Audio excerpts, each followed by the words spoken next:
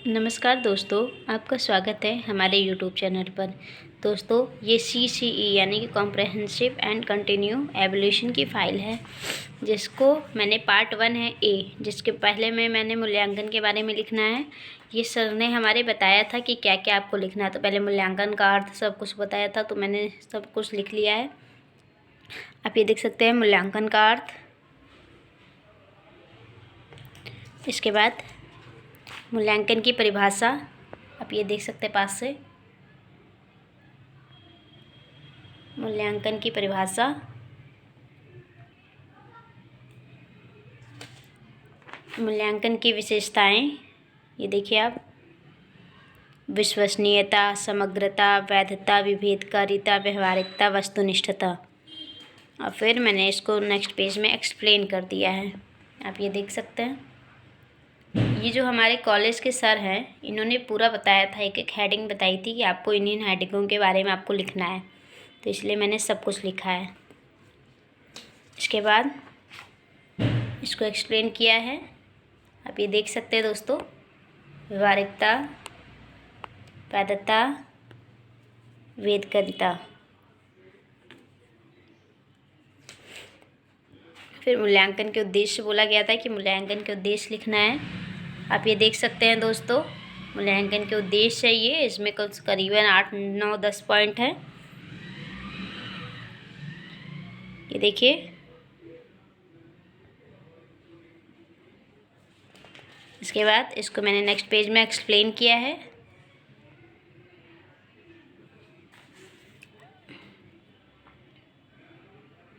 आप ये देख सकते हैं दोस्तों।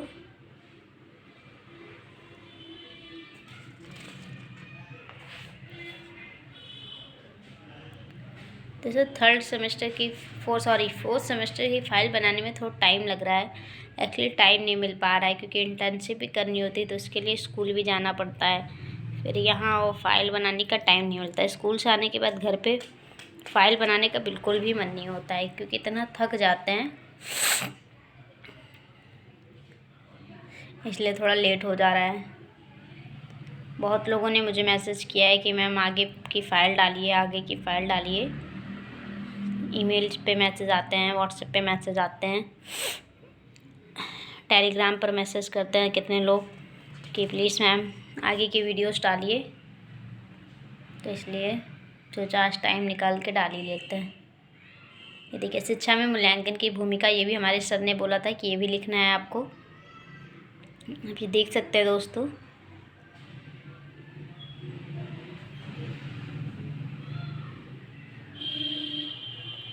इसके बाद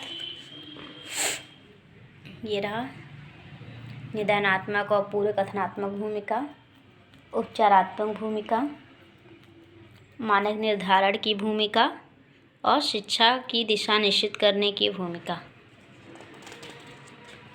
इसके बाद पार्ट बी है। पार्ट ए में हमने मूल्यांकन के बारे में लिखा, और पार्ट बी में हम लिखेंगे सतत एवं व्यापक मूल्यांकन, यानी कि CCE, continuous and comprehensive evolution. ये देखिए, सतत मूल्यांकन और व्यापक मूल्यांकन होता क्या है। तो पहले सतत मूल्यांकन का अर्थ लिखा है, आप ये देख सकते हैं दोस्तों। ऐसे ही आपको डिक्टो लिखना पड़ेगा, अगर आपके टीचर ने ये सब हेडिंग्स दी है तो, नहीं तो आप इसमें ऐसे ही आप लिख सकते हैं। इसके बाद व्यापक मूल्यांकन का अर्थ मैंने लिखा है, ये देखिए दोस्तों। वीडियो क्लियर होती है, बस आप थोड़ा सा अपना क्वालिटी बढ़ा लीजिए। अगर आप HD क्वालिटी में देखेंगे तो वीडियो साफ़ दिखेगी आपको, क्योंकि बहुत से लोग कंप्लेन करते हैं मैम वीडियो साफ़ नहीं है, क्लियर नहीं दिख रहा है। तो आप प्लीज़ थोड़ी सी क्वालिटी बढ़ाइए, क्योंकि हम तो उच्च हाई क्वालिटी का ही डालने की कोशिश करते हैं, लेकिन रिकॉर्ड करते समय कभी हिल जाता है, कभी ब्लर हो जाता है, तो उसके वजह से साफ़ नहीं दिखता है। ये सतत एवं व्यापक मूल्यांकन की विशेषताएं हैं। इसके बाद सतत एवं व्यापक मूल्यांकन के उद्देश्य बोला गया था कि उद्देश्य लिखना है आपको। तो ये देखिए, मैंने उद्देश्य लिखा है, पॉइंट वाइज लिख दिया है, इसमें कोई हेडिंग वेडिंग नहीं डाली है।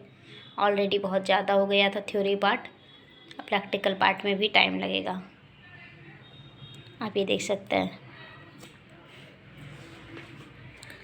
आपको अपने दोनों टीचिंग सब्जेक्ट का, यानी कि मैं जैसे कि मेरा टीचिंग सब्जेक्ट है कॉमर्स और इकोनॉमिक्स, ऐसे ही अगर आपका है हिंदी इकोनॉमिक्स या हिंदी इंग्लिश होता है, किसी का इकोनॉमिक्स इंग्लिश होता है, तो आप अपने हिसाब से अपने दोनों टीचिंग सब्जेक्ट का एवल्यूशन करेंगे और उसमें लिखेंगे 4 मंथ का। हमें बोला गया था 4 मंथ में 4 पेपर करवाने हैं बच्चों से, 4 टेस्ट लेने हैं, तो उस हिसाब से हमने लिखा है। अब ये देख सकते हैं। फिर सतत एवं व्यापक मूल्यांकन की आवश्यकता एवं महत्व है, नीड एंड इम्पोर्टेंस, ये भी बोला गया था लिखने के लिए। आप ये देख सकते हैं सतत एवं व्यापक मूल्यांकन की विशेषताएं, आवश्यकता एवं महत्व, नीड एंड इम्पोर्टेंस, थोड़ा सा इस पेज में भी आया है। दोस्तों आप चाहे जितना थोड़ा थोड़ा लिखने की कोशिश करें, लेकिन ज़्यादा हो ही जाता है अगर आप सारी हेडिंग्स लिखेंगे तो। ये सबसे पहले मैंने लिख लिया था इसका थ्योरी पार्ट, इसलिए और ज़्यादा हो गया। अगर मैं अभी लिखती तो फिर मैं और भी शायद कम लिखती, क्योंकि अब तो और लिखने का मन नहीं हो रहा है। लेकिन ये स्टार्टिंग में इसका थ्योरी पार्ट मैं लिख के रख ली थी, और बस प्रैक्टिकल पार्ट बचा था जो मुझे समझ में नहीं आ रहा था, लेकिन बनाना था फाइल, तो इसलिए मैंने आप समझ के बना लिया है। ये देखिए पार्ट सी, स्टूडेंट एवल्यूशन। ऐसे ही आपको स्टूडेंट का एवल्यूशन करना है आपको 4 मंथ के टेस्ट के हिसाब से। तो मैंने पहला सब्जेक्ट मेरा क्या है, कॉमर्स मैंने क्लास 9th में पढ़ाया है। ऐसे ही आपका अगर हिंदी है तो आप हिंदी कौन से क्लास में पढ़ा रहे हैं, जैसे 6th में पढ़ा रहे हैं, 5th में पढ़ा रहे हैं, तो वैसे ही आपको लिखना पड़ेगा। तो मेरा पहला सब्जेक्ट है कॉमर्स, जो मैंने क्लास 9th में पढ़ाया है। तो उसका मैंने क्वांटिटेटिव एवल्यूशन, 2 एवल्यूशन है, क्वांटिटेटिव और क्वालिटेटिव। ये देखिए first month of test evaluation class 9th quantitative. मेरे 9th क्लास में 17 बच्चे हैं, तो आप देख सकते हैं मैंने 17 बच्चों के नाम लिखे हैं।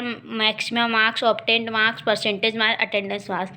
दोस्तों अगर आप ज़्यादा मेहनत नहीं करना चाहते हैं तो जैसे मैंने कॉमर्स का लिखा है 17 बच्चों का, वैसे ही आप अपने टीचिंग सब्जेक्ट का, साइंस है या बायो है या हिंदी है, आप बच्चों के नाम और सब कुछ वैसे ही उतार दीजिए।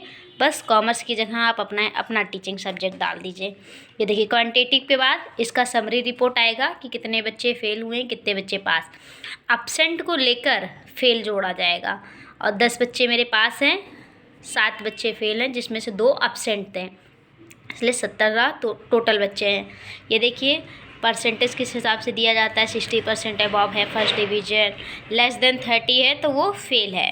तो इसी हिसाब से हमने उनको पास और फेल किया है। उसके बाद क्वांटिटेटिव के बाद ये देखिए फर्स्ट मंथ का ही क्वालिटेटिव एवल्यूशन है। तो क्वालिटेटिव एवल्यूशन में दोस्तों मैंने 4 हेडिंग्स डाली हैं। ये हेडिंग्स और भी हैं, लेकिन मैंने 4 ही हेडिंग्स डाली है, ज़्यादा नहीं डाला है। तो पंक्चुअलिटी पे दिया है, हेल्पफुलनेस पे दिया है, डिसिप्लिन और डिलिजेंस एट होमवर्क। आप 4 महीने में अपने बच्चों को तो जान ही जाएंगे कि उनकी डिसिप्लिन कैसे, उनका बिहेवियर कैसा है, तो उस हिसाब से आप ग्रेड देंगे। ये देखिए ए एक्सलेंट है, बहुत अच्छा है, तो एक्सलेंट दीजिए, बी गुड, सी सेटिस्फैक्ट्री और डी पुअर। तो आप इस हिसाब से आप दे सकते हैं। ये देखिए क्वालिटेटिव हो गया है। अब इसके बाद फिर अब सेकेंड मंथ का क्वांटिटेटिव फिर से आ जाएगा। आप ये देख सकते हैं सेकेंड मंथ का क्वांटिटेटिव क्लास 9th। तो ऐसे ही फिर से सेकेंड मंथ का आप देख सकते हैं दोस्तों, कितने बच्चे मैक्सिमम हैं, उसमें से कितने बच्चे नंबर पाए हैं, कितने बच्चे एब्सेंट हैं, कितने बच्चे का कितना परसेंट है। 33% से कम होगा तो वो बच्चे फेल होंगे। जैसे ये देखिए 30% है तो ये फेल है, 0 है ये एब्सेंट है। तो आप ये देख सकते हैं। फिर इसका समरी रिपोर्ट इस पेज में लिखा हुआ है। ये देखिए 17 बच्चे टोटल हैं, 7 बच्चे जिसमें से पास हैं और 10 बच्चे फेल हैं, क्योंकि उसमें से 5 बच्चे एब्सेंट थे उस पेपर के दिन, तो इसलिए 10 बच्चे फेल हैं। ये डिवीज़न का ये तो हर पेज में लिखा जाएगा। आप क्वांटिटेटिव में एक बार लिख सकते हैं, क्वालिटेटिव में चाहे लिखिए ना लिखिए। देखिए क्वालिटेटिव आ गया सेकेंड मंथ वाला। तो इसमें देखिए मैंने एक बढ़ाया है, ये देखिए स्पोकन इंग्लिश का लाइनिंग बढ़ाई है। आप ये देख सकते हैं कॉलम मैंने बढ़ा दिया इसका। ऐसे ही सर ने दिया था 7 या 8 कॉलम दिया था, लेकिन मैंने 5 ही लिखे हैं, क्योंकि जगह भी होनी चाहिए। जगह मेरे में थी नहीं, तो इसलिए मैंने इतना ही लिखा है। आप भी इतना ही लिख सकते हैं, और अगर आप चाहें तो आप सारा लिख सकते हैं। इतना ही लिखिए, ज़्यादा सही रहेगा। ये देखिए एक ही पेज में मेरा ये ग्रेड्स का भी कॉलम आ गया है, और बच्चे ये थे तो ये भी आ गया है। अब ये देखिए थर्ड मंथ का क्वांटिटेटिव। ऐसे ही आपको दोस्तों चारों मंथ का बनाना है। तो आप ये देख सकते हैं दोस्तों, कंफ्यूज मत होइएगा, यहाँ पे थर्ड, सेकंड, फर्स्ट लिखा हुआ और यहाँ पे क्वांटिटेटिव और क्वालिटेटिव लिखा हुआ है। तो ये क्वांटिटेटिव है। क्वांटिटी पे आप देख सकते हैं मैक्सिमम ऑब्टेन परसेंटेज और अटेंडेंस, ये इतना लिखना होता है, और बच्चों के पूरे नाम। तो आप ये देख सकते हैं। उसके बाद आप इसका समरी रिपोर्ट निकालेंगे कि कितने बच्चे पास हुए हैं, कितने बच्चे फेल हुए हैं और कितने एब्सेंट हैं। तो आप ये देख सकते हैं समरी रिपोर्ट। दोस्तों ये समरी रिपोर्ट लिखना बहुत ज़रूरी है, क्योंकि इसी के बिहाफ पे आप आगे पाई ग्राफ या फिर चार्ट बनाएंगे। तो आप ये प्लीज़ ये ज़रूर बनाइएगा, और ये चाहे बनाइए ना बनाइए, लेकिन अगर नीचे जगह खाली है तो आप इसको भी बना दीजिए, कोई इशू नहीं है। जैसे इतना लिखा है वैसे थोड़ा सा एक और सही। ये देखिए थर्ड मंथ का ही क्वालिटेटिव एवोल्यूशन है ये, थर्ड असेसमेंट क्लास 9th, और ग्रेड, इसका ग्रेड भी लिखा हुआ है। ये देखिए में 17 बच्चे हैं। ऐसे ही अब आप मेरा आ गया है चौथे मंथ का। चौथे मंथ का क्या है, क्वांटिटेटिव एवोल्यूशन। ये देखिए चौथे मंथ का क्वांटिटेटिव एवोल्यूशन पूरा है 17 बच्चों का, आप ये देख सकते हैं दोस्तों। फोर्थ मंथ क्लास 9th ही मैंने कॉमर्स पढ़ाना है, तो आप अपना क्लास अपना मेंशन कर सकते हैं, जिस क्लास में आप अपना सब्जेक्ट टीचिंग सब्जेक्ट पढ़ा रहे हैं। अगर आपका साइंस है, आपने 8th क्लास में साइंस पढ़ा है तो 8th क्लास डालिए, 7th क्लास डालिए, नहीं तो आप अपने हिसाब से डालिए। फिर इसका समरी रिपोर्ट, कितने बच्चे पास हुए कितने, ये देखिए 17 बच्चे टोटल हैं, 15 बच्चे पास हैं, 2 बच्चे फेल हैं और 0 बच्चे एब्सेंट हैं। और इसका मैंने ये देखिए Q2 परसेंटेज बनाया है डिवीज़न के हिसाब से। अब ऐसे ही चौथे मंथ का आपका आ जाएगा क्वालिटेटिव एवोल्यूशन। क्वालिटेटिव एवोल्यूशन आप देखिए, ये देखिए मैंने लिखा है, पंक्चुअलिटी पे दिया है, ग्रेड्स उनको हेल्पफुलनेस पे दिया, डिसिप्लिन, स्पोकन इंग्लिश और डेलीगेंस एंड SW होमवर्क पे दिया है। ये देखिए आप देख सकते हैं दोस्तों, ऐसे ही आपको देना है। इसके बाद मेरा सेकंड सब्जेक्ट स्टार्ट हो जाएगा, क्योंकि 4 ही मंथ का आपको बनाना है। 4 मंथ के बाद आपका दूसरा सब्जेक्ट स्टार्ट हो जाएगा। अगर आपका इकोनॉमिक्स है तो आप मेरे इकोनॉमिक्स से देख के बना सकते हैं। अगर आपका हिंदी है दूसरा सब्जेक्ट, या फिर कोई कुछ और है, तो आप उस हिसाब से बना सकते हैं। मेरा सेकेंड सब्जेक्ट है टीचिंग इकोनॉमिक्स, तो आप ये देख सकते हैं। क्लास 11th में क्या होता है, कुछ बच्चे बायो में चले जाते हैं, कुछ बच्चे मैथ में चले जाते हैं, कुछ बच्चे कॉमर्स में आते हैं। तो जो कॉमर्स में आते हैं वही इकोनॉमिक्स पढ़ते हैं, तो इसलिए मेरे बच्चे कम हो गए हैं। 8 बच्चे हैं सिर्फ कॉमर्स के, जिन्होंने इकोनॉमिक्स जिनको पढ़ना होता है। तो आप ये देखिए एक ही पेज में मेरा क्वांटिटेटिव एवोल्यूशन आ गया है, और उसका समरी रिपोर्ट भी एक ही पेज में आ गया है। अब second page Q2 percentage use क्या ही लिखें, बेकार जाएगा, इसलिए मैंने इसमें नहीं लिखा है। आप ये देख सकते हैं इस वाले में मैंने लिखा है कि परसेंटेज, इस वाले पेज में मैंने लिखा था, लेकिन अब इसमें समरी रिपोर्ट मेरा एक ही पेज में आ गई। ये वाला ये चीज़ मैंने इकोनॉमिक्स में नहीं बनाया है, समरी रिपोर्ट बनाई है, क्योंकि समरी रिपोर्ट बनाना ज़रूरी है। तो उतना वो ज़रूरी नहीं है। ये देखिए आप देख सकते हैं 7 बच्चे हैं मेरे इकोनॉमिक्स के, 7 बच्चों की ये मैक्सिमम ऑफ 10 मार्क्स है, परसेंटेज है, और ये समरी रिपोर्ट है। 5 बच्चे फेल हुए हैं। फिर इसका क्वालिटेटिव एवोल्यूशन है, qualitative evolution class 11th first assessment, ये देखिए, और ये ग्रेड्स हैं। आप ये देख सकते हैं दोस्तों, punctuality, helpfulness, discipline, spoken English, diligence of SW। ऐसे ही आपको आगे और भी आप बढ़ा सकते हैं कॉलम, लेकिन मैंने 5 ही लिखे हैं। ये देखिए आपका सेकेंड मंथ का क्वांटिटेटिव एवोल्यूशन, आप ये देख सकते हैं दोस्तों, सेकेंड मंथ। ऐसे ही सेकेंड मंथ का आपका क्वालिटेटिव आ जाएगा, ये देखिए सेकेंड मंथ का क्वालिटेटिव। अब ऐसे ही थर्ड मंथ का आपका आ जाएगा क्वांटिटेटिव, आज थर्ड मंथ क्वांटिटेटिव, ये देखिए थर्ड मंथ क्वांटिटेटिव। तो थर्ड मंथ का क्वांटिटेटिव आप देख सकते हैं, कितने बच्चे एब्सेंट है, कितने बच्चे प्रेजेंट है, कितने आप पास है और कितने फेल हैं। तो इसके बाद क्वालिटेटिव आ गया थर्ड मंथ का, ये देखिए आप देख सकते हैं थर्ड मंथ। इसके बाद थर्ड मंथ के बाद आपका आ जाएगा फोर्थ मंथ, फोर्थ मंथ का क्वांटिटेटिव एवोल्यूशन। इसके बाद फोर्थ मंथ के बाद आपका फोर्थ मंथ का क्वालिटेटिव एवोल्यूशन, फोर्थ मंथ का क्लास 11th का क्वालिटेटिव एवोल्यूशन। अब आपको इसी समरी रिपोर्ट के बिहाफ पे आपको चार्ट पेपर बनाने हैं। आप ये देख सकते हैं दोस्तों, चार्ट पेपर मेरा ये पहला है कॉमर्स का। तो आपको इस एक्सेस पे आपको क्या लिखना है, बच्चों के नाम लिखने हैं। मेरे पास 17 बच्चे थे कॉमर्स में, तो 17 बच्चों के नाम लिखा है मैंने। ग्रीन कलर से मैंने पास बच्चों को मेंशन किया है, फेल रेड से किया है, और ये देखिए ब्लू कलर से मैंने एब्सेंट लिखा है। First assessment, second assessment, third assessment, fourth assessment, ऐसे ही आपको समरी रिपोर्ट से आपको दिखाना है। ये देखिए पास का पैराग्राफ जो है वो बढ़ता ही जाएगा लास्ट में, और फेल होने वाले बच्चों की संख्या घटती जाएगी। इसमें ज़्यादा है लेकिन इसमें देखिए कम हो गया है। तो ऐसे ही आपको भी बनाना है। आप चार्ट की जगह आप पाई ग्राफ भी बना सकते हैं, लेकिन मुझे चार्ट ज़्यादा इजी लगा, पाई मुझे समझ में नहीं आ रहा था, इसलिए मैंने चार्ट बनाया है। इसीलिए अब ऐसे ही देखिए आपको सेकंड वाले आपके टीचिंग सब्जेक्ट यानी कि इकोनॉमिक्स का बनाना है। तो आपने देखा है दोस्तों, मेरे में इकोनॉमिक्स में मेरे बच्चे कम थे, 7 या 8 बच्चे थे सॉरी। तो 8 बच्चों का मैंने ये देखिए 3 बच्चे पास हैं, 5 बच्चे फेल हैं और 0 बच्चे एब्सेंट है, यानी कि एब्सेंट कोई नहीं था। फिर ये देखिए 4 पास, 4 फेल, 2 एब्सेंट, 4 पास, 4 एब्सेंट और 1 एब्सेंट, सॉरी 4 फेल और 1 एब्सेंट था उसमें। 7 पास, फेल और एब्सेंट, ये देखिए आप ऐसे देख सकते हैं, 1 पास है 1 फेल है। अब आप ऐसे देख सकते हैं इकोनॉमिक्स का दोस्तों। इसके बाद आया, इसी में दोस्तों एक फ़ाइल लगेगी any other duty assigned by principal, कि आपने 4 मंथ का वहाँ पे इंटर्नशिप किया है तो आपको वहाँ के प्रिंसिपल ने कोई अदर ड्यूटी दी है या नहीं दी है। तो मुझे तो दी थी। ये देखिए विद्यालय के प्रधानाचार्य द्वारा सौंपा गया कोई अन्य कर्तव्य। तो मेंटेनेंस का कार्य हमारा हुआ था जब छुट्टियां होने वाली थी, तो बस प्रिंसिपल को ये देख के बताना था कि कौन सी क्लास में कौन सी सीटें ख़राब हैं, कहाँ पे मरम्मत की ज़रूरत है, कौन सी सीट सही करवानी है, बस इतना देख के बता देना था। तो ये भी एक तरह की ड्यूटी हुई जो मैंने इसमें नोट कर दिया है। कल्चर प्रोग्राम हुआ था तो उसमें कुछ ड्यूटी दी गई थी मुझे। मदर्स डे सेलिब्रेशन हुआ था तो कुछ उसमें भी ड्यूटी दी गई थी। तो ये देखिए आप देख सकते हैं, ये मैंने लिखा है 6-7 ड्यूटीज़। एग्ज़ाम कंडक्शन, हमारे स्कूल में जो है एग्ज़ाम्स आते हैं संडे को, तो उसमें पेपर करवाने की ड्यूटी भी लगी थी। एक्स्ट्रा करिकुलम एक्टिविटी जैसे कि अन्य को-करिकुलम एक्टिविटीज़ करवाने का छोटे छोटे बच्चों को दिया गया था। गेम्स खिलवाने के लिए, क्योंकि बच्चे फ्री पीरियड होते हैं तो गेम खिलवाना होता है। अगर मेरा कोई फ्री क्लास हुआ तो मैम भेज दिया जाता था कि बच्चा ये आप बच्चों को गेम ही खिलवा दीजिए। और सम्मान समारोह, गर्मियों की छुट्टी होने से पहले हमारे स्कूल में एक सम्मान समारोह हुआ था।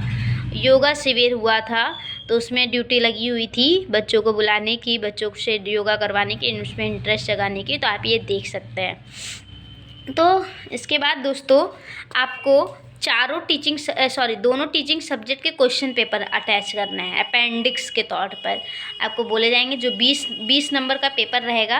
तो आप ये देख सकते हैं, पहले के 4 पेपर कॉमर्स के हैं, आप ये देख सकते हैं एक नज़र में। ऐसे ही आपको अपनी टीचिंग सब्जेक्ट का पेपर बनाना है। ये मेरा कॉमर्स हुआ पहला पेपर, अब ये कॉमर्स का दूसरा पेपर होगा। आप ये देख सकते हैं, ये दूसरा पेपर है 20 नंबर का ही, ये भी बनेगा। क्लास 9 है, मैंने कॉमर्स क्लास 9 में पढ़ाया था। तो आप ये देख सकते हैं दोस्तों, ये दूसरा पेपर। ऐसे ही कॉमर्स का तीसरा पेपर ये रहा, आप ये देख सकते हैं दोस्तों। अगर आपको कोई भी डाउट होगा तो आप प्लीज़ कमेंट कीजिए। कमेंट में आप हमें कमेंट कर सकते हैं कि आपको क्या दिक्कत है, क्या प्रॉब्लम है। मैं जितना हो सके उसका सॉल्यूशन बताने की कोशिश करूँगी। इसके बाद ये देखिए दोस्तों, चौथा पेपर है ये। 4 मंथ में 4 टेस्ट लेने थे, तो 4 टेस्ट पेपर मैंने बनाए थे जो हमें लास्ट में अटैच करना था। तो आप ये देख सकते हैं चारों पेपर हो गए, ये सिर्फ कॉमर्स के हैं। अब ऐसे ही 4 पेपर मैंने इकोनॉमिक्स का बनाया है। तो पहला देख सकते हैं, क्लास 11th में मैंने इकोनॉमिक्स पढ़ाई थी। 40 मिनट का पेपर था, 40 मिनट की क्लास चलती थी हमारी, और 20 नंबर का ये पेपर है जिसमें से मैंने क्वेश्चन आंसर दिए हैं, फिल इन द ब्लैंक्स दिए हैं और ये ट्रू फॉल्स दिया था ऊपर। तो आप ये देख सकते हैं, ये पहला इकोनॉमिक्स का पेपर है, पहला टेस्ट पेपर है। ऐसे ही मैंने दूसरा टेस्ट पेपर बनाया है क्लास 11th का, 40 मिनट का, 20 नंबर का, question answer, fill in the blank, true false, बस इतना ही दिया था क्योंकि 20 नंबर में और कितना ही दे सकते हैं। तो जितना मैंने पढ़ाया था उस हिसाब से मैंने टेस्ट पेपर लिया था। ऐसे ही देखिए 3rd मंथ में भी आपको टेस्ट लेना है, टेस्ट पेपर बनाना है, बच्चों को देना है। तो टेस्ट इसको भी अटैच करना होगा आपको लास्ट में, तो मैंने इसको भी अटैच कर दिया है। आप देख सकते हैं दोस्तों, अगर आपको कोई भी दिक्कत हो तो आप प्लीज़ मुझे कमेंट में बताइएगा कि आपको कहाँ पे क्या दिक्कत आ रही है। ये देखिए चौथा पेपर है इकोनॉमिक्स का। 4 मंथ में 4 टेस्ट पेपर, चारों का टेस्ट करना है आपको, दोनों टीचिंग सब्जेक्ट का। तो मेरा कॉमर्स के 4 हो गए और 4 इकोनॉमिक्स के हो गए। आई होप दोस्तों आपको हमारा ये वीडियो आज आपका पसंद आया होगा। अगर कोई भी डाउट हो दोस्तों तो कमेंट में प्लीज़ हमें कमेंट कीजिए, जिससे कि हम आपकी समस्याओं को दूर कर सकें। थैंक यू दोस्तों। मेरे वीडियो को जितना से जितना हो सके शेयर कीजिए, लाइक कीजिए और हमारे चैनल को सब्सक्राइब कीजिए। थैंक यू दोस्तों। मिलते हैं आपसे नए वीडियो में।